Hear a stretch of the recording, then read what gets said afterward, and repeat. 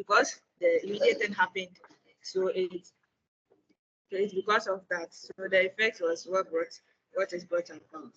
So like for Very good. example, when Dr. Mouse comes to class, the clock always takes maybe 12 o'clock. So she might have power to control the clock. This one. No, Martin. That is my idea. Thank you. Thank you very much. It's very good. You could have used your very much. Now, let's mention the other fallacies. Thank you, Phil. So let's take Annette. I'll change the example. Don't worry, I'm fine. Don't worry, Clara. Okay, so I have you on file now, Phil. Let's hear Annette. Annette, go ahead. Which other fallacy apart from post hoc ego propter hoc? Can you mention? Yes, please. Mine is ignoring the underlying cause. Very good. Yes, so with that, for example, we can you look at explain it? yes. So we can consider a person that has a common cold. So because the person seems to have the common cold, the person one can consider factors such as, or someone who has asthma, so someone can consider factors such as the environment the person is found in, the environment the person is found in. If it's an environment that has a lot of dust, but there could be a possibility that there was an underlying condition before the person had asthma or common. Well done. Good job. That is it. So where you are committing a fallacy of thinking that X caused Y, when in fact, or anytime the X's supposedly caused the Y, there were some underlying factors that you have ignored or you may have overlooked. And so you are just blaming the X for the Y, when in fact it might be a combination of X and Z, or X maybe not know anything about the Y. Good job. Well done. So we know ignoring a common underlying cause. Would someone else go ahead? So I've heard Pearl, I've heard Annette. They're good responses. I want to hear Dania. Dania, go ahead, and then Megan will continue in that order.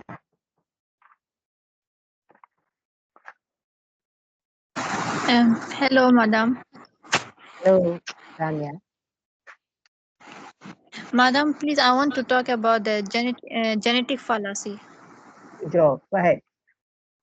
Yeah, this is this fallacy occur when like it depends on where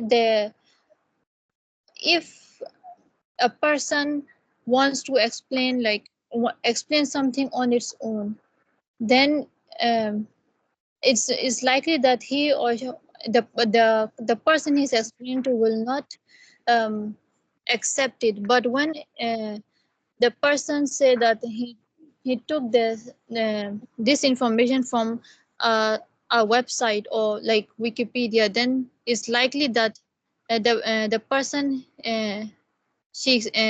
the person he's explaining to, then he will consider the information. The view or the information. Okay, thank you. It's a good effort.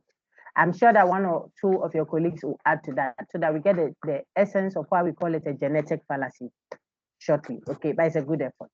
Let me take Megan now, then Hania will continue. Megan, go ahead. Good afternoon. So I'm taking the example of confusing cause with effect. Good. Go ahead. So this is when there's like a casual connection with your reasoning and your effect. It's like confusing the two. So for example, I think I'll use the example you used in the last class where you use the symptoms of a disease to explain. So it's like if you have cholera, you will vomit. So, but the fallacy would be, I don't want to vomit because I don't want cholera, which is not very accurate because vomiting can be caused by other. Very good. Very good. That's good. Thank you very much. I was just praying that you used your own examples. it's fine. Just sorted. We have to give an account of ourselves. Everyone will be able to give it. Good job. Thank you. So I'll take Hania now, and then Asha will be on standby.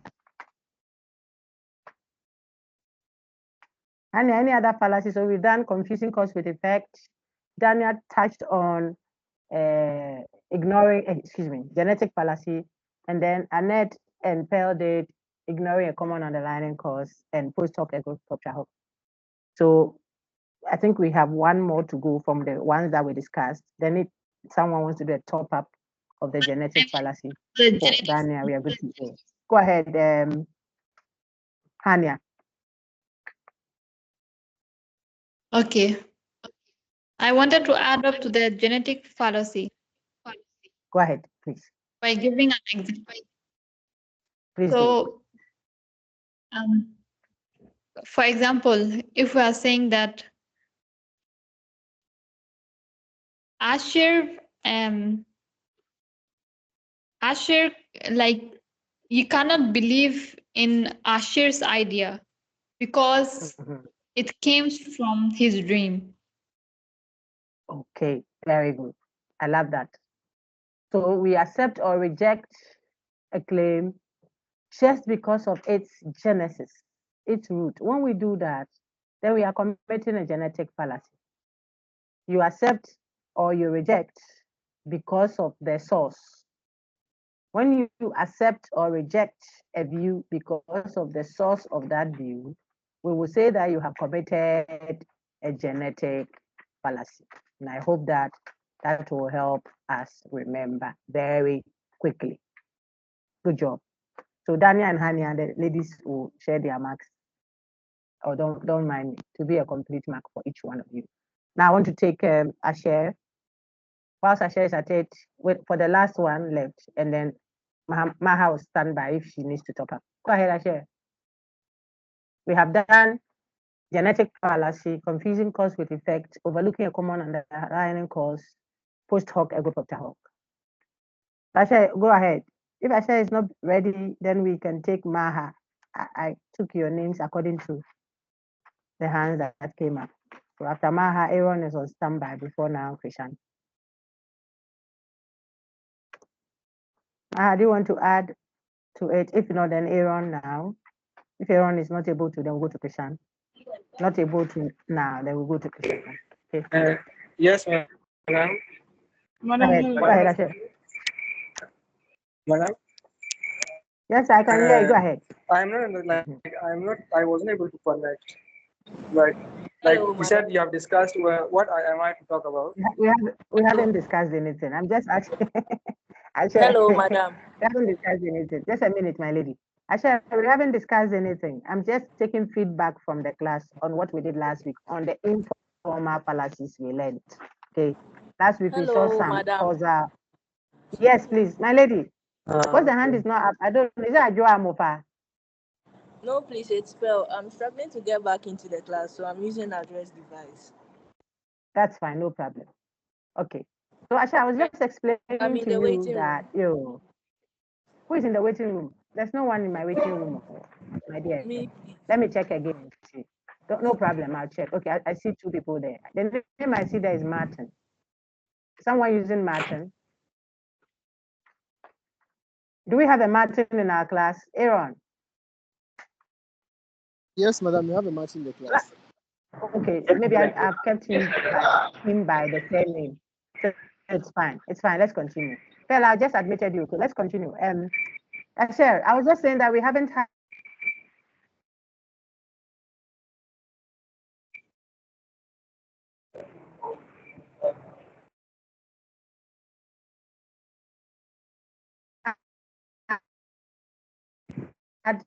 new discussion today. Okay, I'm just Hello.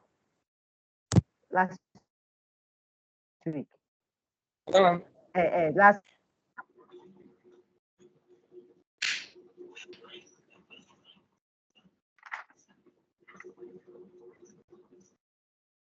Please, can you hear me? Hello, madam. Can you hear me? Yes, I can hear you now. Go ahead, sir. I can hear you, sir. Go ahead. Madam, can you hear me, please? Please, Hello? I can hear you. Can anyone hear me too? I don't know what is happening. Yes, please. We All can right, hear you. Asha, go ahead. We can hear you. Thank you very much. Madam, can you hear me? Asha, I can hear you, please. I can hear you.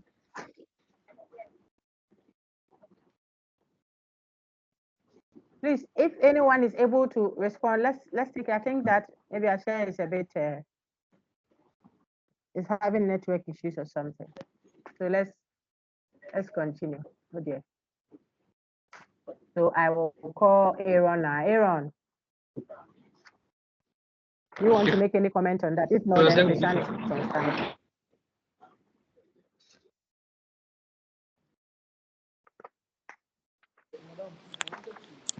Madam, the one I was talking about was the confusing correlation for causal connection. Excellent. Very good.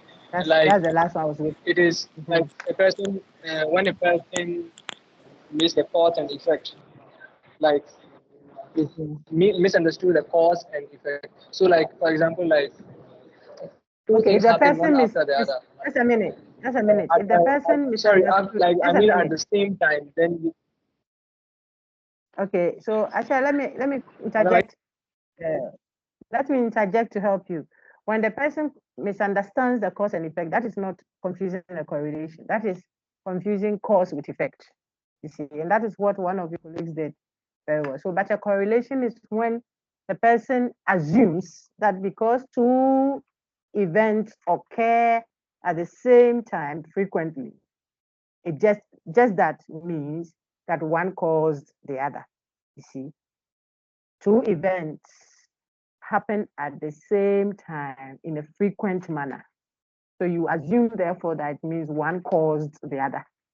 But there might not be a causal connection, even where two events may have been occurring at the same time frequently. Okay. And so that is confusing a correlation. The two things occur frequently at the same time. They correlate. Doesn't necessarily mean one caused the other. Sometimes the two things may happen at the same time because one brings about the other. But at other times, they may not be, there may not be a causal connection. So sometimes we confuse correlation for causal connection. Okay. All right. I hope that helps. So I saw Krishan's hand as well, and I've made a note of that, and David's own as well. Okay. Adjoa, you should be in, excuse me, my lady, I think it was Pearl, the one who was prompting. I think you should be in now by yourself so that you can use your thing. If for some reason you're not in, no problem. You can share with your colleagues.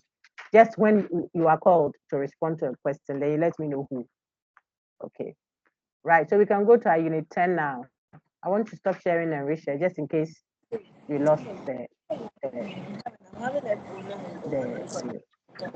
10 is going to discuss informal fallacies. Informal fallacies. I hope that they can participate. So anyone who wants to read, look on my screen now, please. Informal fallacies generally. So the ones you just revised with causal fallacies are also one of them. All the fallacies you see on your screen are informal fallacies. Equivocation, begging the question, appeal to force, appeal to pity, appeal to the masses, etc., etc. You see them all on your screen. They are informal fallacies. Why would we call them informal? We call them informal fallacies because, please look on my screen. I'm going to show you why. Look on my screen. Because of this. So one of you will read that for me, and I would call who should I call now? There are 12 hands up. Wow.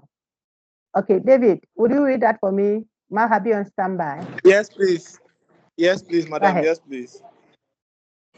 So, informal fallacies. So, formal fallacies, patterns or structures of arguments which make purely logical mistakes and are invalid. Informal fallacies. Madam, should I continue? Yes, sir. Please go ahead. Errors and mistakes to do with the content of inductive arguments, defective arguments that often use rhetorical ploys. Very good. So we are showing you when we call a certain fallacy a formal one and when we call it informal. When it is a formal fallacy, like we saw in our deductive argument, etc., etc., it simply means there is a form to obey, a structure, a pattern of thought that you should obey. You have a certain given structure of reasoning that you are required to go by. So if it's modus ponens, you know that if A, then B. A has happened, therefore B must follow. That is modus ponens. That's the pattern. If you disobey that pattern and do contrary to that, we'll say you have disobeyed the form. So we'll say you have committed a fallacy of the form. That's why we call that one a formal fallacy. Okay. So when you have a formal fallacy, there is a certain prescribed pattern of reasoning or form of deduction or structure of reasoning. It's a pattern. So all A's are B's. Hilda is an A, therefore Hilda is a B.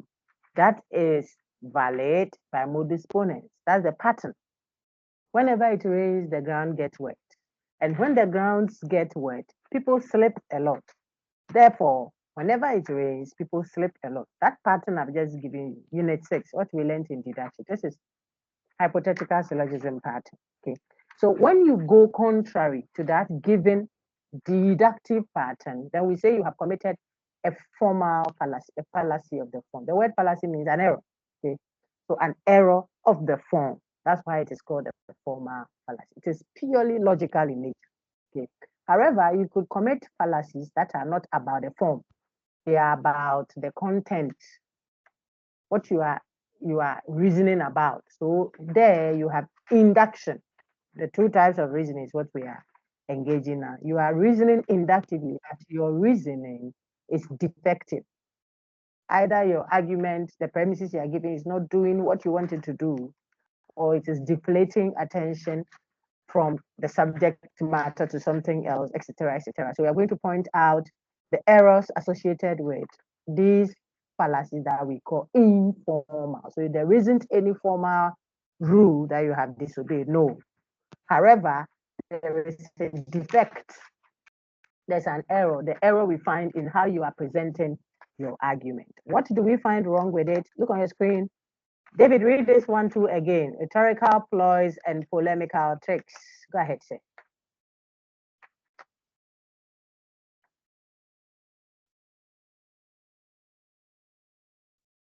David, you are muted. If Rhetorical not, ploys and polemical tricks. If the speech is designed to argue a point with the intent to manipulate the reader or listener into believing there is a legitimate basis for dissent, but in fact provides none, then the argument is called polemic, and the reason is described as polemical. Sometimes we are moved to accept or reject claims based on psychological inducements. Something is said in connection with a claim that elicits or is intended to elicit a psychological response of some sort. A desire, fear, some emotion, or some feeling of emotion, that may well induce acceptance of the claim. Very good. I think you read it very well. Now, when we commit the informal fallacies I had explained, it means that we are doing one or other of what your friend has eloquently read out. See this. Instead of giving the one listening to you reasons why he or she should accept or reject a claim, that is logical grounds, rational reasons, the person is either diverting your attention by psychologically inducing you. It's an inducement, it's a force. Or by manipulating you, making your attention shift from the subject of discussion to something else. So for example, look on your screen, please. Instead of giving you reasons why you should accept or reject a certain claim, the person appeals to force. The person, so I've started with a third fallacy. I'll show you the categorizations later, okay? Look at the first, I'm showing you the specific disease like COVID-19, like HIV. We can always put them under their categories and call one a virus and another one a fungi, and another one a bacteria later, okay? For now, we want to look at the specific ailment. Okay, don't worry. So, for example, if I, instead of giving you reasons why you should accept or reject a claim, I force you, either explicitly or implicitly. I can put force on you. Let's one of us read this. Thank you, David. So I want to call Maha now. Maha, please read what I have projected. Example 3. And then Sandra will read example 4. Very quickly, everyone, okay? I want us to read a lot of the examples. They make for easy reading. Go ahead. Example 3. Johnny, of course I deserve the use of your bicycle for the afternoon. After all, I'm sure you wouldn't want your mother to find out that you beat your little sister today. The reason why Johnny's friend is telling him to let him have a ride of his bike is because if he doesn't, this is the reason Johnny's friend is giving reasons. He says, if you don't let me ride your bike, your mommy will know that you beat your little sister. That's the reason. Now that should tell you, it's a threat. It's appealing to force. So imagine I say, Kwame, or let me use it, Aaron, go and bath, oh, go and bath. This is mommy telling you, go and bath. If you don't bath this evening, you will not eat. Imagine that. That means the reason. You know, it didn't remind me of my class today. All my examples are easy. That means the only reason why Aaron must bath is because if he doesn't bath, he will not eat. You see the way it's diversionary? Mommy just diverted attention from the bathing issue to who gives the meals.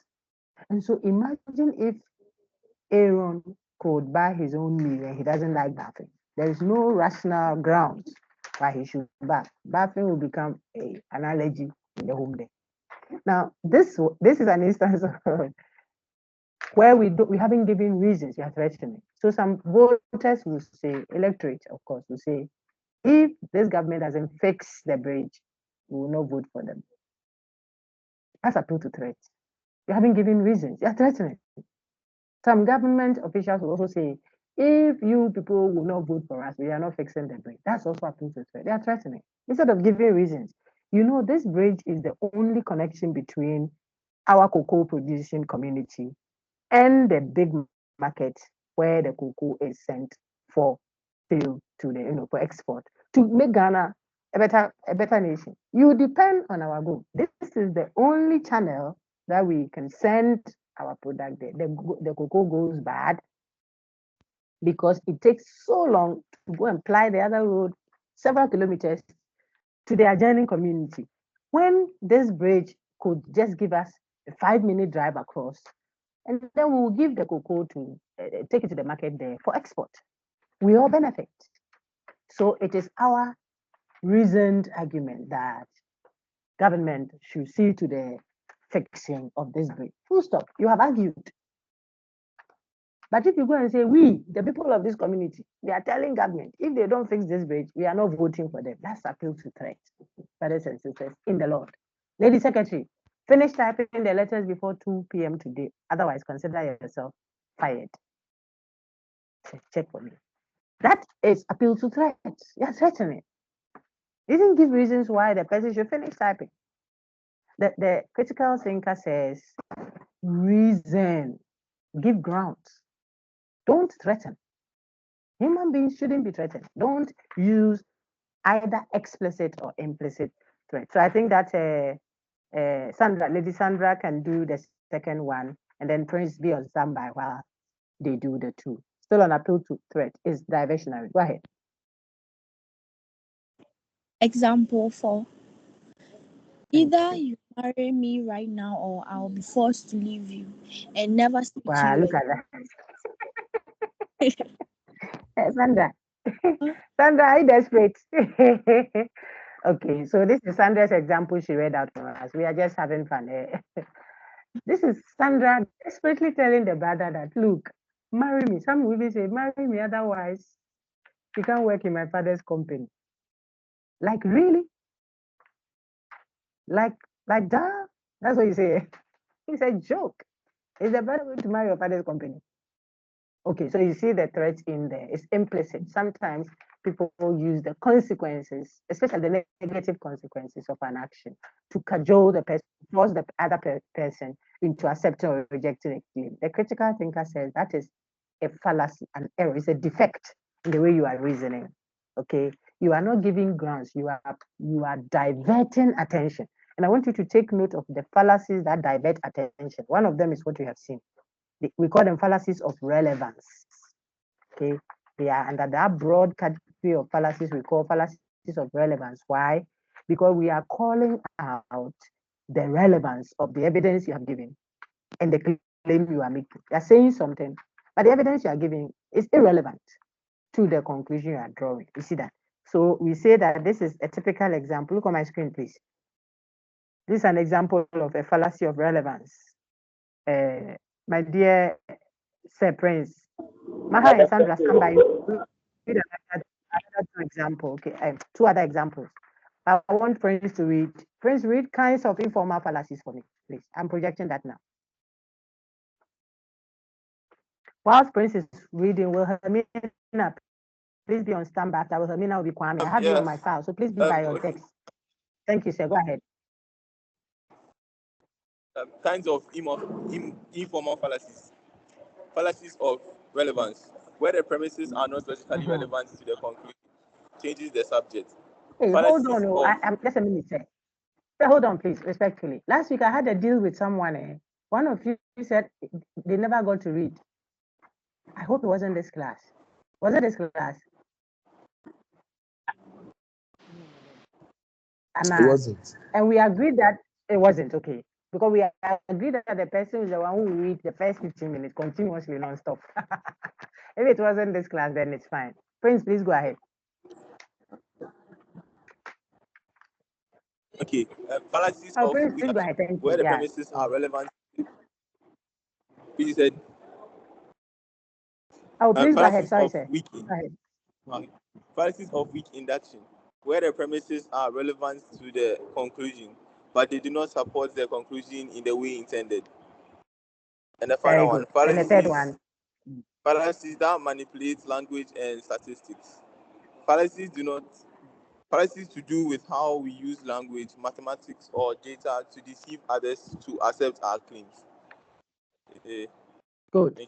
So these are the three sicknesses, three groupings of sicknesses, three categorization of fallacies. Okay, think of it that way. I want to relate with what you can easily understand given your discipline. So fungal infections as one group, bacterial infections as another, and then if you like viral infections. So HIV and COVID-19 are together called viruses, yet they are not exactly the same. Okay, so when you hear fallacies of relevance, I'm giving you what it stands for. It means that error, that category of error, the errors that we categorize into this set called fallacies of relevance have a certain feature. What is it? They divert your attention from the issue being discussed to something else. And we'll see there's something else, either to force, like the one we just saw, the force behind it. We force you, we threaten you. So you are doing the thing because of the threat, not because I gave you any rational ground. You should follow this politician in his campaign, my dear. If you really want to get some job to do after school, there. Even how you follow the person, even if he has no idea that is practically, relevant and useful, you just follow because job, you see, it's job we are looking for generally. Okay, and so sometimes people are not really convinced with rational grounds to accept a view. It is just because they were threatened. That's diversionary. So it belongs to the fallacy of relevance, which your friend Prince just read out for you nicely. What did he say? He said, when we have fallacies of relevance, on your screen now, please, if you just want to group, it means the premises. Premises just means the evidence, remember. The evidence the person is giving you are not logically relevant. They're not connected to the conclusion the person is drawing. Should the person bath or not bath? You say, well, if he doesn't bath, he will not eat. What has eating got to do with bathing? Give us reasons for Kwame. You must do your bathing now. You know that your skin is allergic to non-bathing. Eczema is knocking on the door, blah, blah, blah, stuff like that. Therefore, if you bath, it is for your own good. Not if you don't bath, you will not eat. If you don't let me ride your bicycle, I'll tell your mother that you beat your little sister. That is threat. If you don't marry me, I'll kill myself. Really? Which method do you want to die with? Hurry up, because I'm not marrying you. You know, it's threat. If you got that, you understand fallacies of relevance, that first category, and you have seen one example. Okay. Now I want us to move on to another fallacy of relevance. So we are going to do about 6, 7 fallacies of relevance from the pile we have. When we get them all in, then we'll move on to another categorization. Then I'll elaborate a bit more. Okay. So now you know the fungal infections. Okay. Or better, you know the viral infections, and I've shown you one of them, which is like HIV. I want to show you others. COVID-19, etc., etc. Now, look on my screen. Keep looking. I'm going to project to the next one, so you know, appeal to threats. Fellas that are appealing to something, they are all diversional.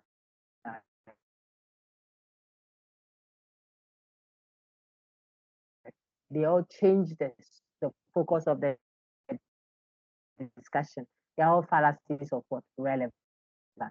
Okay. Let's see if I can get one more. I'll let Maha this time do example 2, and then Sandra will do example 1. Maha, start. Go ahead. Madam, please, am I reading example 1 or 2? Is Maha there? Yes, please. Okay, Sandra there? Madam, please, can you hear me? Hello?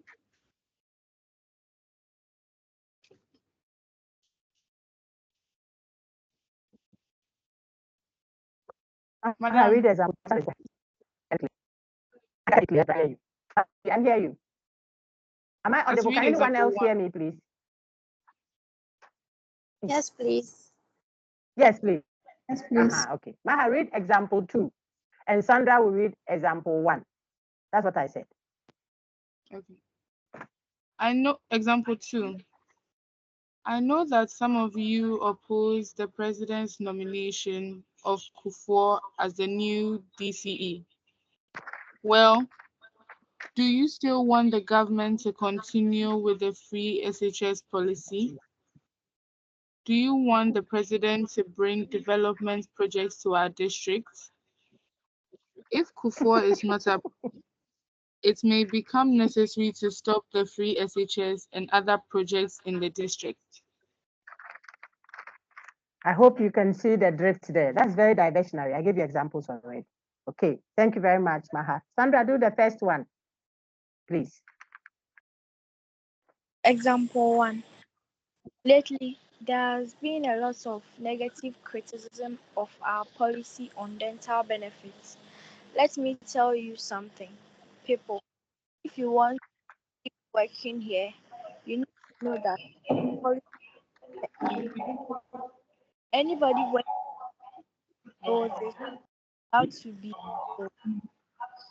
forward, nigga, wasama. Okay, very good. Thank you very much, madam.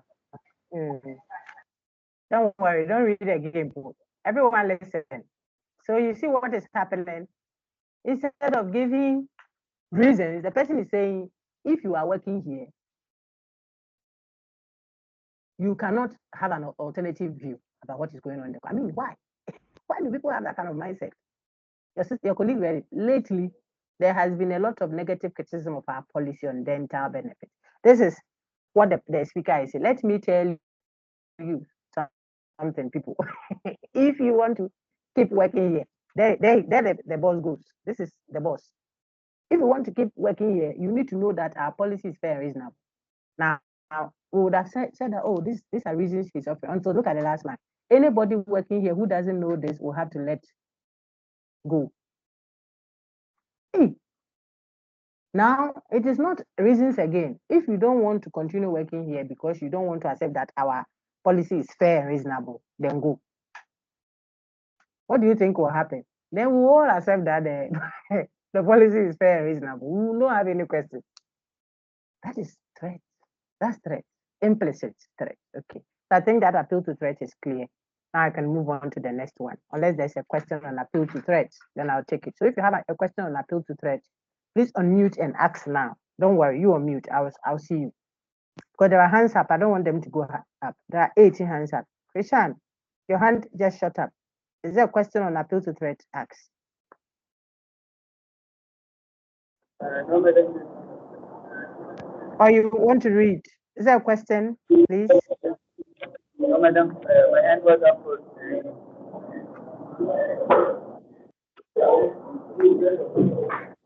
Yeah, I can't hear you, my dear friend. So let me move on. I can always take it on our platform. Now, let's move on to another fallacy that is diversionary and therefore we'll call a fallacy of relevance, and we'll call a fallacy that changes the subject. You see the various ways I'm describing the same grouping of fallacy.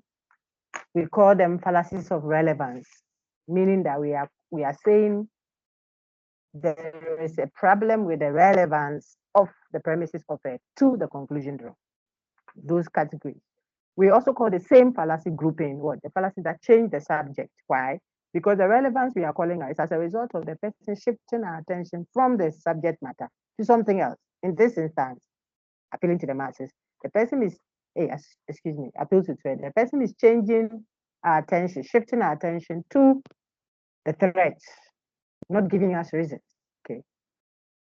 Now, what about the fallacy I've just projected? So everyone look, and then I'm going to call Wilhelmina to read that for us. The fallacy is called appeal to pity, also called argumentum ad misericordiam. Don't worry your head much over the Latin. If you're able to keep it, it's fine, but don't let it worry you much. You're not learning Latin. Argumentum ad misericordiam, from the word misery, okay? From the word misery. So everyone watch. Sister will read the examples shortly. But it tells you that instead of giving you reasons, rational grounds, or logical grounds for the claim being made, we rather invoke pity, and we tickle your emotions, invoke pity in you, and make you have sympathy and have mercy on us and that kind of thing. It's emotional.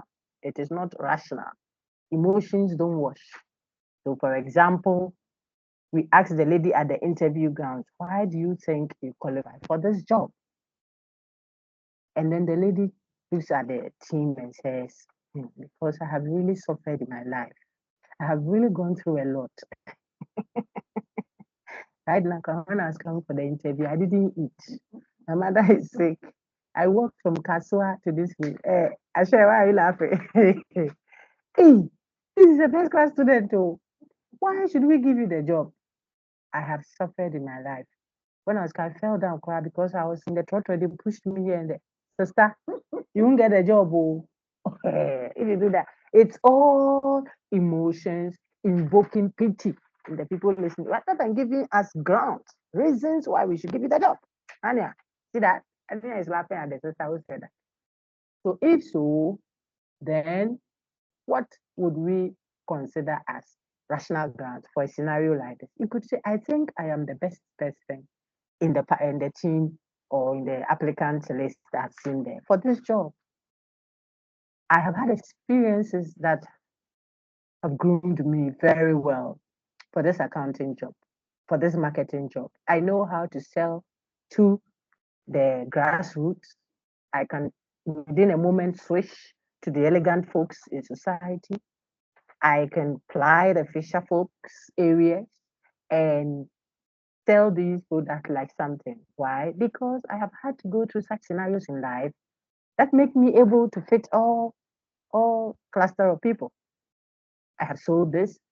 Even when I was coming, I had to go through Trotro.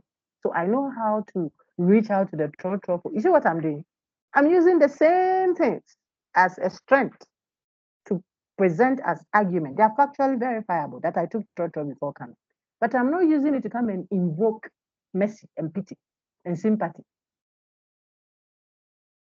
I'm a smelling dog that can only survive if you people give me some. Who wants a smelling dog in their company, my dear friends?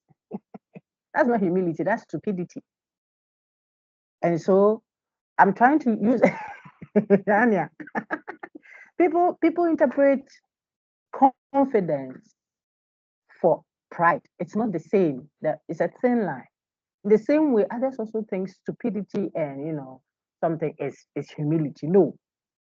Every serious business enterprise is looking for assertiveness. You have to assert yourself. Don't be overconfident. Yes. Don't be overly, flippant. And that's also not good. But you have to be very confident. You look at the panel in the face respectfully.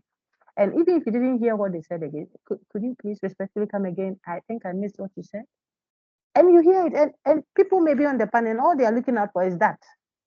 Because we didn't write your exam with you to know whether you go first class or whatever. And first class is the content. What you are going to do is application. So you should be able to show those competencies. You can have challenges in the institution. Are you going to cry to the public when the journalists come and say, we heard that so and so happened at your hospital? Oh, please, please, everybody understand us. You should be in our shoes. You know how we have suffered. Really? Really? This hospital has gone through so much. Before we got here, the man has had to work hard to even get the. Look, excuse me, madam. Give us reasons. Okay, so for PR, for managing human conditions, and what have you, don't invoke pity and don't allow your emotions to be tackled with. You can be very, very compassionate without being emotional. Yes, emotional doesn't make you rational. Before long, you are saying you don't take the medicine, okay? If it makes you feel that way, then don't take it at all. Doctor, they need the medicine to be well. If you allow your emotions to be tackled like that, you will not be rational. You will kill or you will create more harm. And so we don't want you to be appealing to pity yourself, nor allowing people to invoke pity unnecessary. What they should invoke in you can be compassion. It's not the same. They can argue in a way that you can say, look, we normally ask people to pay before we start the surgery. But I think that they have a peculiar situation. So can we rely on our welfare something for so and so for the procedure? And then when they are done, we can appeal to this. What did the person do? The person gave you reasons that appeal to your what? Your rational, compassionate self, not emotions that will make you cry. Oh, then we all take handkerchief and we are crying. This is my faith, fibroid, whatever, and this is my fifth child that I lost. You are the doctor, you are crying. The patient is also crying. Really? No. And you will cry if you allow your emotions to be tackled with. Very good. So now that you understand that, well, Hermina can do the reading for us. Hermina, I hope you are there. I talk plenty here. I want you to understand. So yes, please read the example 1 and example 2. You read both for me. Thank you. Kwame, be on standby, you're next. Yes, please. Example 1. Please say, I deserve a better mark than an F for UGRC 150. Look, my parents just got a divorce. If they see that I got an F, they will just blame each other. The fighting will start all over again, and I'll be very sad. Example 2. My sister, before you go to example, you nah. Hey, now this is what should I do? The boss, you see, if you go kill, we should give you a. Oh, that won't work. Okay, sister, do the second one. Then we can move on. Example 2. You really ought to vote for Jane Mahama as MP for Ayawaso West. Poor Jane has faced one adversity after another her whole life. She was born into dire poverty. Both her parents died when she was a child. And 2 years ago, she was diagnosed as having diabetes. Yo, Yate. My sister, that woman is still alive. She should thank God, but she's alive. Some didn't have parents cry for them to die. They are there. You see, I just always say this. No, you have to assess matter. Some didn't even have the parents at all. They were born and thrown into some place. The parents don't know whether they survived or not. The child doesn't know whether his or her parents are alive. Even he or she has made it.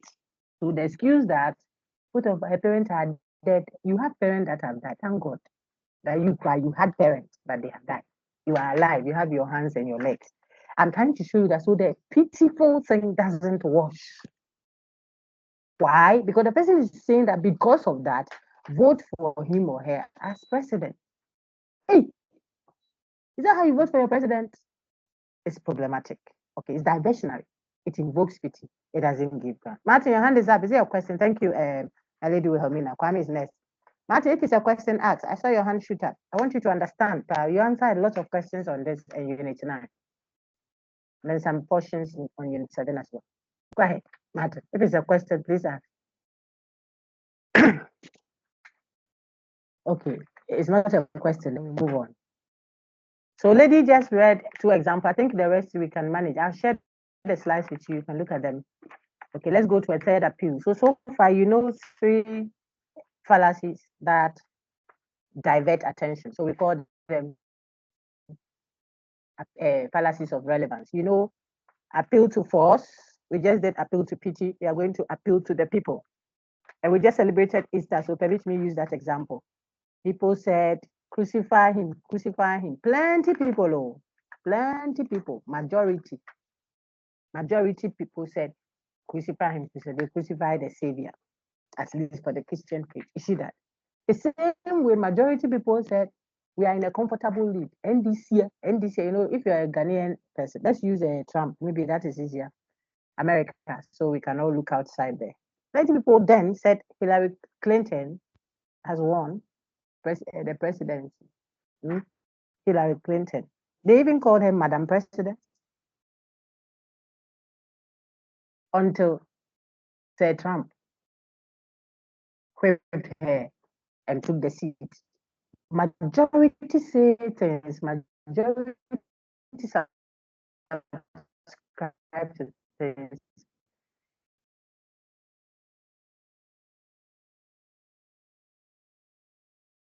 And that in itself doesn't mean that thing is. Why do you think I should accept? What's up buying it? Look at, oh, I mean, look around. Everyone is driving his own road.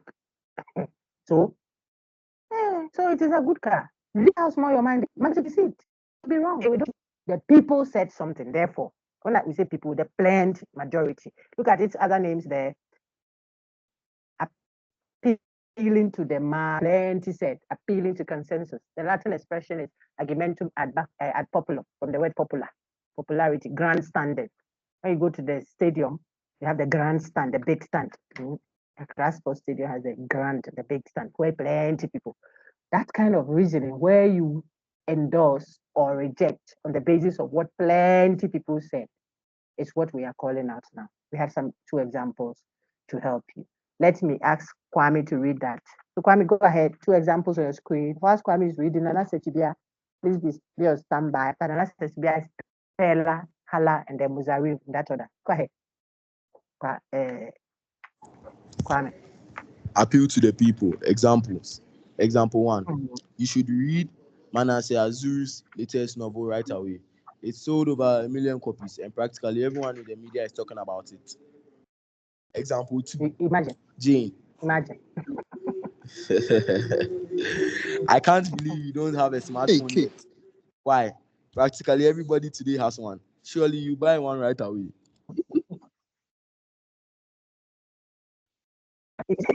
So now don't commit that fallacy again. Everybody is doing something. OBRCAS syndrome. It is a sickness that can easily sway you. You won't ask any rational question. You just see everybody running towards a direction. Then you also start running. Join them. You are running until you stop and say, why are we running? The person, I don't know. I saw before I'm running. Why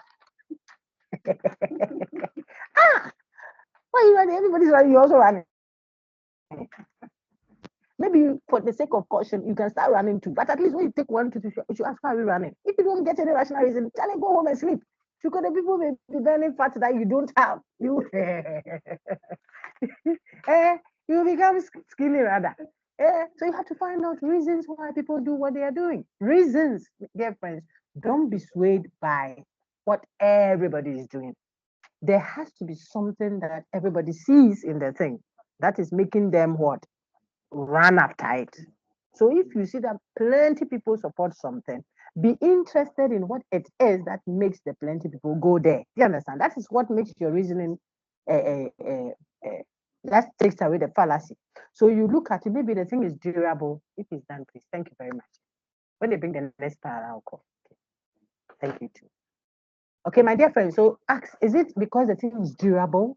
Is it because the product is very efficient? Like it is a phone, but it serves as a radio, it is good for camera work. I mean, you can even turn it into your dressing kit, ladies, and you turn the back, it has a mirror, it has eye shadow and eye human being, the shadow and the human being, all of them are there. Maybe there's a pepper spray somewhere, so it's a security something. Then inside it somewhere, when you twist it, it will become like a pen knife to take care of apples. I don't want to correct you too much. Now, if these are the reasons the person is giving, this one, if you want to charge it, you don't have to do so much work. Just you can use battery, but if the power runs out, there's battery. If the battery is not good, you can use solar. I'm trying to show you why that product should be patronized by you. Not that plenty people buy it. Am I plenty people? Look at my forehead. Is it a plenty people's forehead? For you to say that, please put the pony, when you start my hair, please put the pony on my forehead like that and tie it. I say, I'll do it for you, but why? I say, but that is what all ladies are now doing. Lady, did you check the size of your forehead? And so appealing to the masses is problematic, big time. People do it. It is done left, right, center. It's a fallacy of relevance. Diversionary, it changes the subject, doesn't give you reasons. And if you forget, remember it was Kwame that I read it out to you. Good job. We can have more. When I share the slides, I think I've done so already for informal fallacies. If not, when I share it, you have several other examples. The second one also tells you, say, you should have a smartphone. The novel may be selling, not because it is such a popular novel. Maybe people don't have access to any internet product than that. It doesn't make it good or bad in itself. Good job. We'll do the last one, and then we can do the other half. They are 12 in all. I'm focusing on the fallacies of relevance today, and I'm allowing you to do a lot of examples so that you don't have to go and do a rereading, any substantive rereading of the content. You don't need that at all. It will be unnecessary burden on my medical folks. Okay. So if you go back to engage at all, it will just be to get some examples and mop up, not to now go and learn it. Okay. So we are taking our time. Look at examples on your screen. It is also a fallacy that changes the subject, a fallacy of relevance. And Anase Chibia is going to read for us. I want you to listen attentively. This is ad hominem, and that means instead of giving us reasons, you shift the discussion from the issue to the person and his or her circumstances, things about the person, not the issue we are discussing. One funny one I always point to is those some folks who said the candidate cannot be president. And we said, why? He said, because he's too short. Really? I mean, people can't think well like this. Think about it, dear friends. He cannot be president. You say, why is he too short? People can say it's diversionary, and you have left the issue. You are discussing the person and his or her circumstances or her personality, not the issue. So if I said, I think we should mute our phones when we are engaging during a live session. Maybe Maha said that. Then Nana says, oh, I don't think we should. So we ask Nana says, why? Why should we not mute? Say, oh, but Maha likes that. She thinks that's what she's the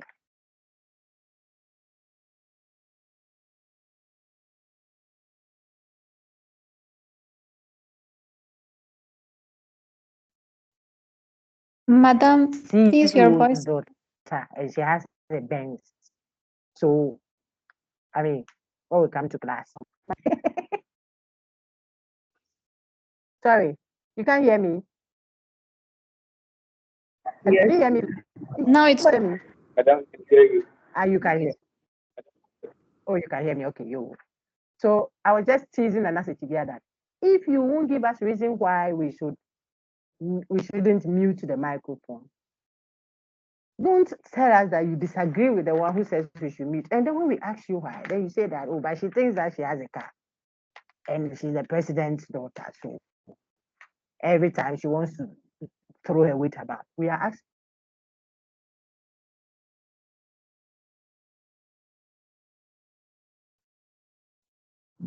Hello. Should we lock the microphone or not? So, Hala, I think that when we mute it, it'll be difficult for us to mute. We have a challenge. Maybe box microphones or the challenges come up. We won't be able to even prompt her. So it is better we keep it just muted, not the microphone disabled. If it is muted, then when we have a challenge, we can always unmute and ask. That's my thought. You have disagreed with the person, but still on the subject matter. But people will come and say, I don't think that we should agree. Wait, Nana Setibia. They will say, why? No, come and see Joseph. Joseph will say, I don't think we should agree with Nana Setibia. I say, why? We are discussing microphones, whether it should be on or off. He says, I don't think so. She comes from that part of the nation. So we have to be careful before they start. She belongs to so and so faith. We have to be careful. Really? And that's diversionary. And you have left the issue. What are you doing? You are discussing her person. What she has, what she doesn't have, what she can do, what she cannot do. There's a typical example of one I gave to the distance education student. Maybe I can bring that up and then we read and mop it up and close for the day. Okay. Then we do the other half, God willing, next week. The gentleman is a drunk, senior drunk. And because of that, his wife has left him. His children can't even go near him. So he's a drunk who has become a divorcee and now a truant father, dirty and smelly. But he's an expert in the company when it comes to selecting cars. He's a serious car, how do you even say it, fitter. He understands cars or lorries, vehicles. And that's his work in the company. And the company wants to procure buses. And there is a management committee meeting. He's on it. Then they ask him, which brand should we go for and why this is? He said, oh, I think that we should go for X brand. I don't want to give any brand recommendation. So let's say X brand. We ask him why. He says, this one, we can easily get their spare parts. Their mileage is fair, even if it's a used one. This one is durable and it fits our climate. The ties, they have dual ties. So he's giving reasons for no. Let me see, who will I call to come and contact? No, Daniel Kwe raises his hand. Excuse me, Chair. Please, I have an objection. That's Daniel. And we say, okay, Daniel, let us hear you. He says, please, this gentleman sitting here, now he's addressing our fine friend, cannot advise us on this car. You say why? He said, this guy is a divorce. Look at his brain there. He left him. 30. We are talking serious matter. I'm going to bring this guy here. Attacking the person. You've left the issue about the buses. You are saying negative things about him to make us disagree with the subject matter. The subject matter is not about his drunkenness or his wife leaving him or he's not washing his clothing or his beard that is overgrown and dirty. That is not the issue. It might be a concern that you can have, no problem. But what we are discussing now, if you bring these ones in, is that they are diversionary. So on my screen, before Nana reads, watch. We will have the ad hominem, the type that we call, please look, I'm finishing, that we call dyslogistic, the negative one. You use negative and detracting things about the person to dissuade us from supporting his view. We call it ad hominem dyslogistic. The phrase ad hominem means of the person, homo sapien, hominem. So the argument of the person, the argument that attacks the person. And this logistic means negative things about the person is what you are using to undermine his or her position or her view being discussed. Okay, it's diversionary. But we can also have ad hominem eulogistic. Please, can you hear me? I'm talking plenty. I hope you can hear me. I think you can. Yes, Mm. yes. Yes, madam. Yes, we thank can hear you. We can also, you.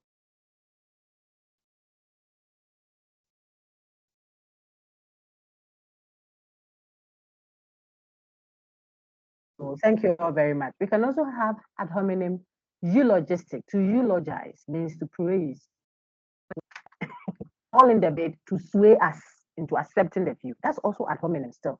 So here, you are not saying things about the person, you're saying positive things about the person, but it's still diversionary because you have left the issue and you are discussing circumstances about the person. So suppose when Pella says, oh, everybody hold on. I think I want to agree with what Nana Sechibia says about the microphone. Okay, so we all say, okay, let's hear why. Give us the reasons you offer to support Nana Sechibia. He said, oh, you know, Nana Sechibia is a giver.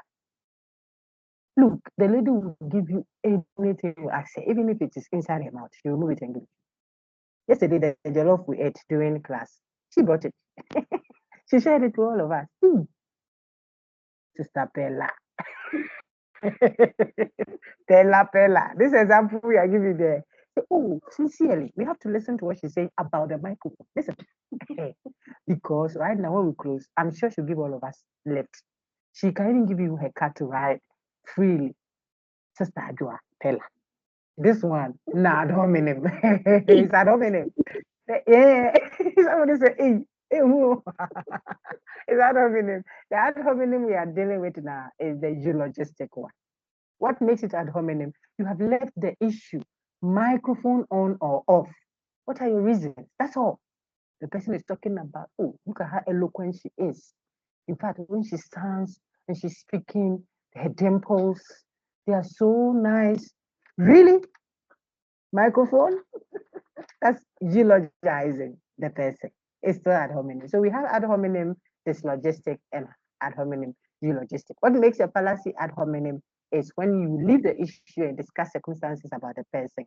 And if the circumstances are laudatory and pleasant, you want to say fine things about the person, only in the bed to sway us into accepting the view. We say you have engaged in eulogistic ad hominem. And then the other way around will be dyslogistic ad hominem.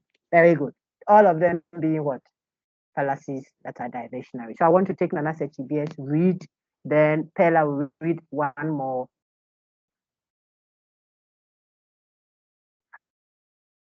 I'll read one and we'll end with Muzari. I've seen Precious, Daniel Kwe, Annette. I've seen Martin. So I've seen all of you have written it down. But I'm sure we may have to read up to what I've put down, okay? And then we can always continue next week. Nana Setibia, so please read this for me. Let me find the example. Then we can end. Everyone, hold on for some few minutes. Let's end. This is ad hominem first. And lady, please read ad hominem. This is it. Okay. Ad hominem, aka arguments against the person or man, attacking the person.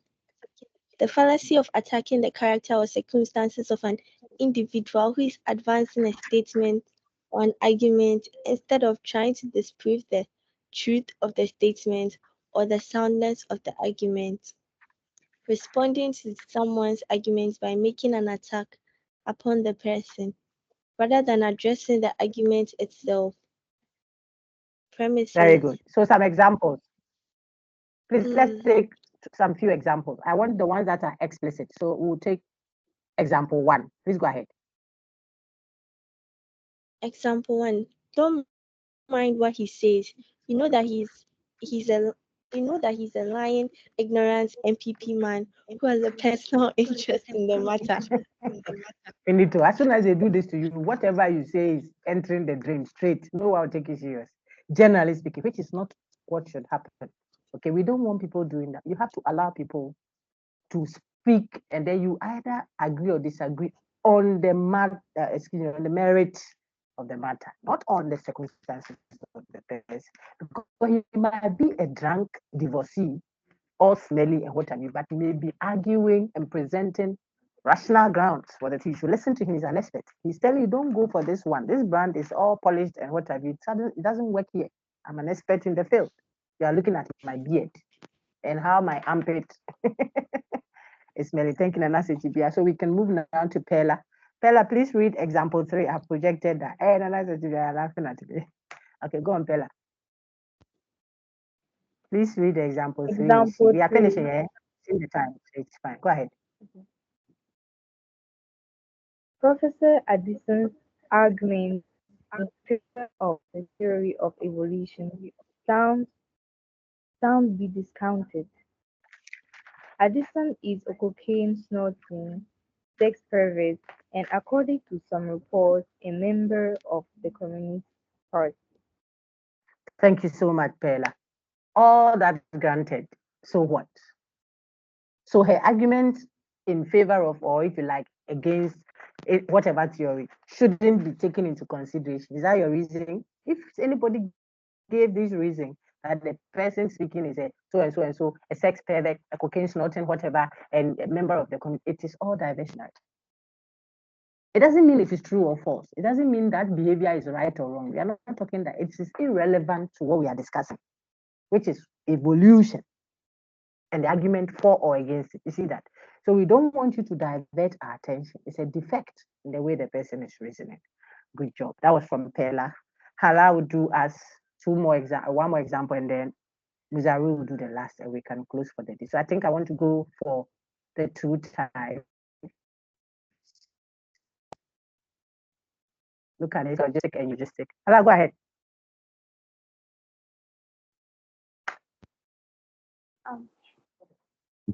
Go ahead. This logistic and eulogistic ad hominem. If the facts cited about the person associated with the conclusion are negative and detracting from the person's integrity or worthiness of confidence, then the fallacy is called dyslogistic ad hominem. Good job. The next one. If pleasant and laudatory facts are cited about the individual responsible for or associated with the conclusion, then the fallacy is called eulogistic ad hominem. Well done. You read it very well. Okay. So this is what I have prompted everyone about. The ad hominem could be both eulogistic or dyslogistic. It could be either eulogistic or dyslogistic. Always remember that being ad hominem doesn't necessarily mean that it's always a rejection. Sometimes it's you are arguing for the people to accept the thing, but you are shifting attention to, bootlicking, attention-seeking kind of pleasantry remarks about the person. The challenge is not in your applauding or commending or mentioning that someone is an excellent this or that. No, that's fine. What we are calling out is when we have a different issue being discussed, you see, and then you are trying to give us reasons why we should accept that claim or we should reject it. But the reasons you're offering now divert attention to the person's circumstances. That is what is not good. Because I will do the last read and then I think we can close. So one example, I think you can do the finance minister's own. Is eulogistic. Muzaru, go ahead. Example 7. Example 7. The finance minister, Mr. Ken Ofori Atta, is the most honest and eloquent person to hold this office. Therefore, his argument for increasing taxes cannot possibly be flawed. Eulogistic.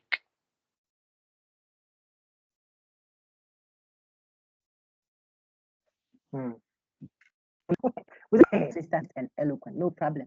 But the conclusion you want to tell us, you want to draw is that his argument for increasing taxes cannot possibly be flawed. That is a lie. It can be flawed.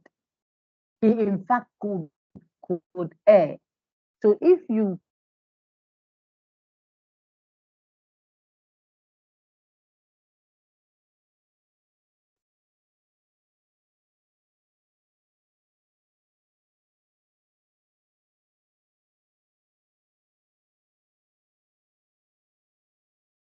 convince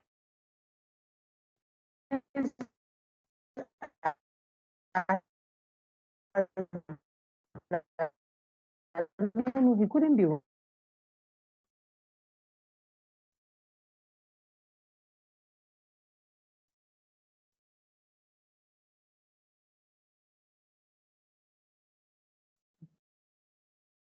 All right, we are back.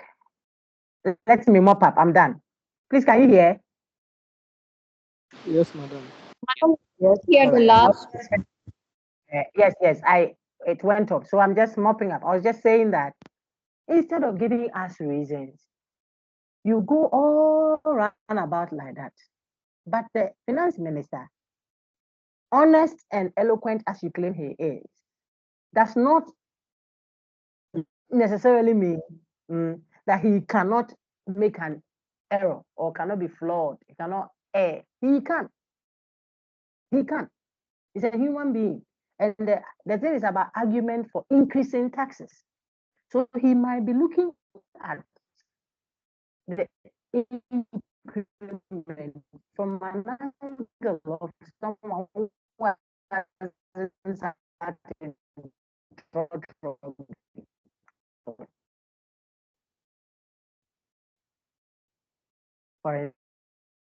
that can affect maybe it's to AC at the washing, to AC at the office, AC everywhere.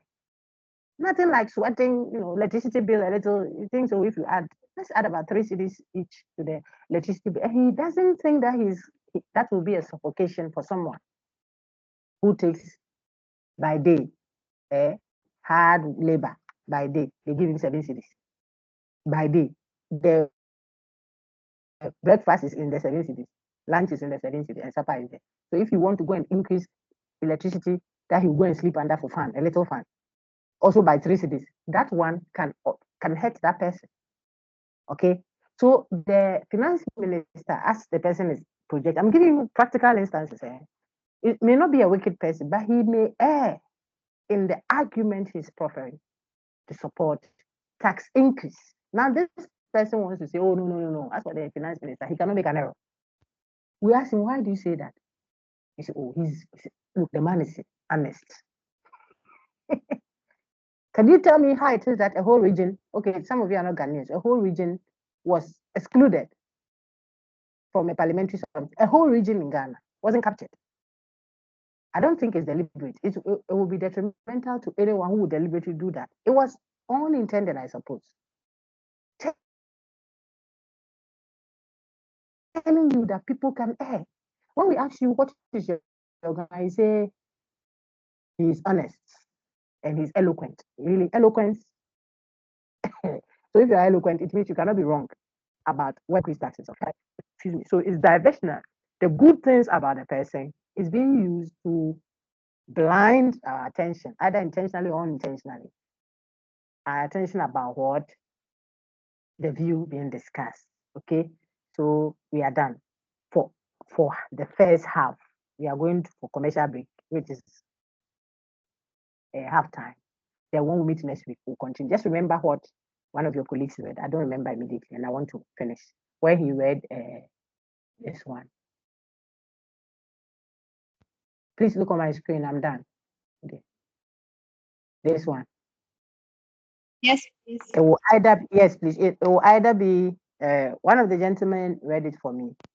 I think if I go through it, I'll remember who read and told us if the speech is manipulative or it is, I think it was David, or it is a psychological inducement. Am I right? Someone read this for me in the beginning. Yes, Note it was. that all very good. You see, I have a good memory because I have some marks on my file. It helps me know who said what. Okay, so it means the person is either doing a diversion of attention or is manipulating us, and we'll see some of the manipulations later. So far, I've done a diversion appeal to threats.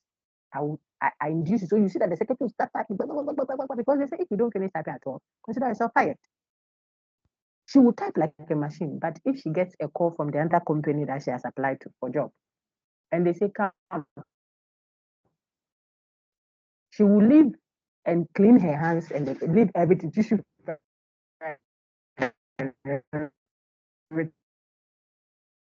and that company for them to go down the drain because you didn't live with her as a human. You were threatening and pushing on her on help. And on that note, I want to end for the day. Any question? I'm taking questions now. If you have any, I can do 1 minute question. If it's really pressing, so I've lowered all the hands. So that there's a really pressing question. We'll do the last half. What do you think? Any question? All right, thank you. In case something comes up as you advise, you can post on the platform. But if you send me a personal message, then quickly indicate that you are a family health student, okay? Otherwise, I don't know one of your colleagues, I don't know who, but he called and the way I fired him Victor. Later he said, oh, Doc, please, I'm a family health. Oh, but you should have told me that. I told him that. Why are you calling me over the weekend? Am I your girlfriend? But later on, I found out it's a family health person. So if it is a direct message to me, not on the platform, then you have to indicate quickly so that I'll know that you're a family health person. Okay. Anya, let me take your question in a minute.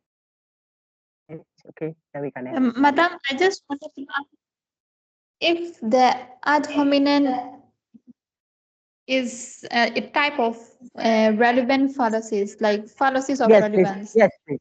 Yes, yes, my dear, it is because it diverts our attention from the issue to the person's personality and stuff like that. Yes, so it's fallacy of relevance. Okay, thank you. Thank you, everyone. Have a wonderful afternoon. Thank you, everyone. Everyone, send me prompt when it's nearing the maybe a day before or the morning or something. Why? Otherwise, I don't remember. It's not intentional. We have some few weeks to go. Thank you, everyone. Enjoy your week. All the best and take care. Bye-bye. Thank you too, madam. Bye. Bye. Yeah, bye, everyone. Thanks so for the rest. Bye-bye. Bye, madam. This is bye. It looks like you are happy that you are you are happy that we are closed. Okay, you.